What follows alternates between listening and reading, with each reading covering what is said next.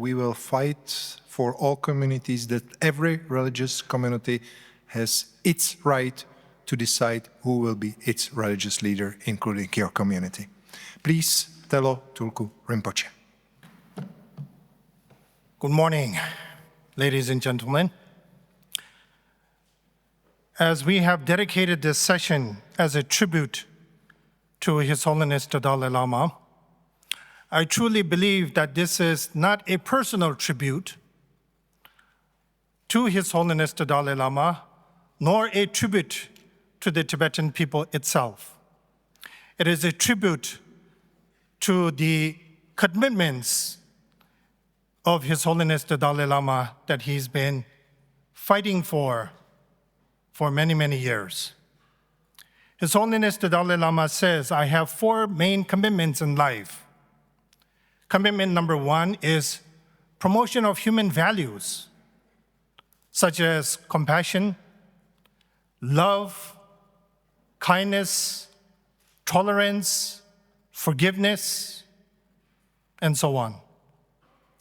His number 2 commitment is interreligious harmony and dialogue, where he brings together many different people of different backgrounds, particularly in the field of religion.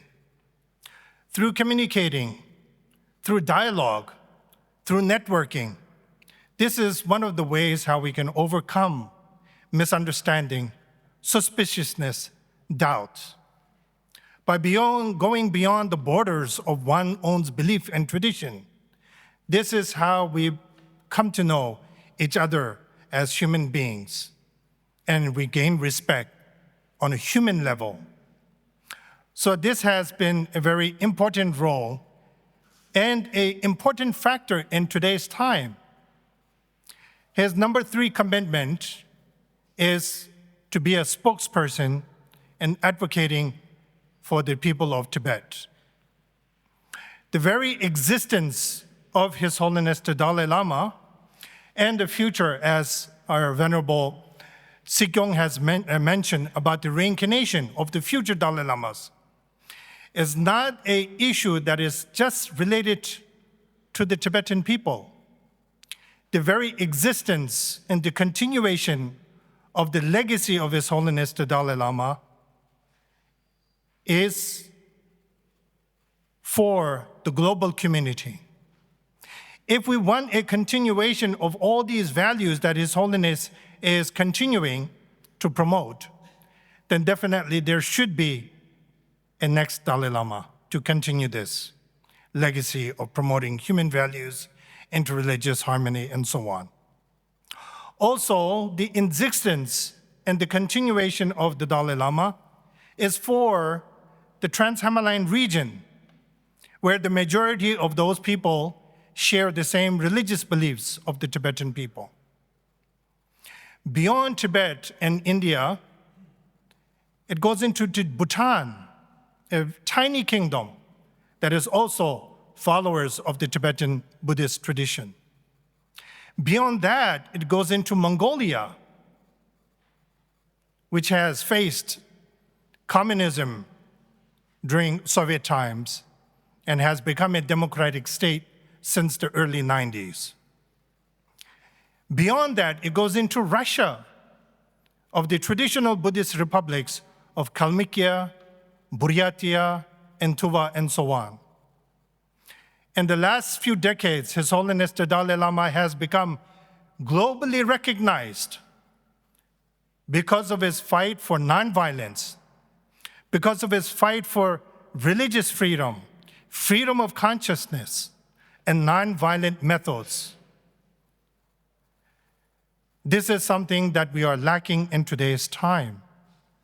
His Holiness the Dalai Lama's 4th main commitment is the promotion of ancient Indian thought. And what is ancient Indian thought? It is a thought of peace, harmony, unity, and respect. So we pay tribute to His Holiness the Dalai Lama, but if you look at a very holistic view, we are paying tribute to peace, to compassion, loving kindness, forgiveness, and most of all, our gathering here today, which also represents resilience. So it's been a great privilege and honor for me to be serving as His Holiness the Dalai Lama's representative to Russia, Mongolia, and former Soviet republics since the year 2015. I myself, in January of 2023, was labeled as a foreign agent by the Russian government simply because I spoke out against the war in Ukraine. Simply because I said I believe in nonviolence. Simply because I said I believe in human dignity for the right of the existence of an occupied nation. Therefore, I was labeled as a foreign agent. And because of that, I had to move out of Russia. But the world is not limited to Russia. Many doors open. I now live in Mongolia, continue to serve as His Holiness the Dalai Lama's representative, and being a spokesperson of the Tibetan people, of the Tibetan Buddhists around the world. When we say Tibetan Buddhists, it's not just the Tibetans, as I mentioned, the Trans-Himalayan region, Mongolia, Russia, and so on. So therefore, let us all come together in prayer, in spirit, to convey our messages and prayers of peace, harmony, dignity, and resilience. I want to end here with a quotation from the prayer that was given by Kundalini Rinpoche earlier today. And I frequently always wish that every individual that makes this prayer translates it always into English. But I have this ready translated because I also read this prayer out 2 years ago here in Prague at the International Conference of Religious Freedom and Belief.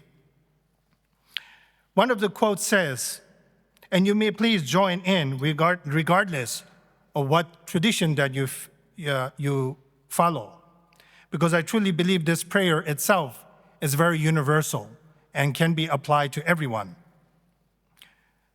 It says, may all sentient beings have happiness and the causes of happiness. May all sentient beings be free from suffering and the causes of suffering. May all sentient beings never be separated from the happiness that is free from suffering. May all sentient beings abide in equanimity, free from bias, attachment, and anger. I truly believe that this paragraph is very universal, because in this particular prayer, it doesn't speak about nationality.